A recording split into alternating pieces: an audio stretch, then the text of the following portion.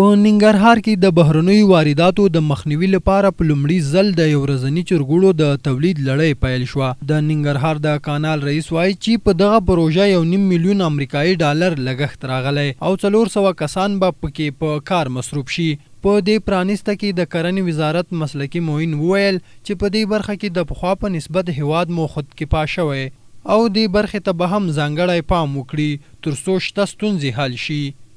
په 114 جریبو کې دغه پروسه د دوی په مالي لګښت تقریبا 1400 یا 1500 لک پورې ډالر په دې پروسه باندې راغلي.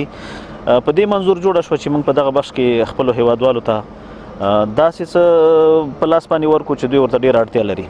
دا افتتاح کو او خپل هیوادوالو ته وښیو چې هر څوک کولی شي چې په خپل ملک سرمایه ګذاري وکوي او ان شاء الله د خپل سرمایه ګذارۍ سره خپل هدف ته هم رسیدای شي او د مونږ د وطنوالو د هیوادوالو مشکله هم حل کېدای شي. زمونږ په د چرګانو په سکتور کې الحمدلله خودکفایۍ ته رسیدلي یو. د قراردادي شرکت مسؤل وایي د دې پروژې موخه د بهرنیو وارداتو مخنیوی او خلکو ته د کار زمینه پیدا کول دي. تقریبا اول ځل ورته ویلی شو چې په لوی تاغه کې د نسلي چرګانو فارم او د هغې ماشینونه یو ورځنی چرګوړی مې افتتاح کړو. مولوي صاحبان هم راغلي مشران راغلي وو دلته او په اول ځل باندې داسې په لوی تعداد کې شروع کار وکړو. څه د پاسه شپږ لکه چې یو ورځني چرګوړي به موږ به دغه ته ورکړو بازار ته عرضه کوو. کارګر بیا خوښ دي چې دوی ته د کار یوه زمینه برابره شوې خو له نورو سوداګرو هم غواړي چې د امن په فضا کې په هیواد دننه سرمایه ګذاري وکړي.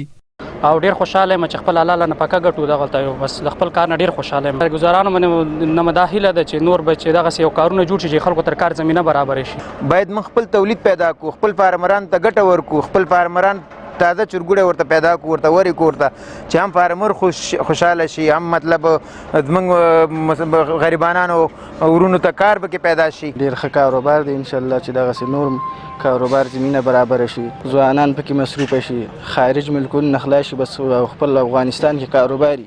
دا په داسې حال کې ده چې له دې وړاندې به د ګاونډیو هیوادونو یو ورځني چرګوړي راتلل چې اوس به تر ډیره هغه ګراب به ټیټ او د خپلو وطني تولیداتو به هیوادوال ګټه واخلي.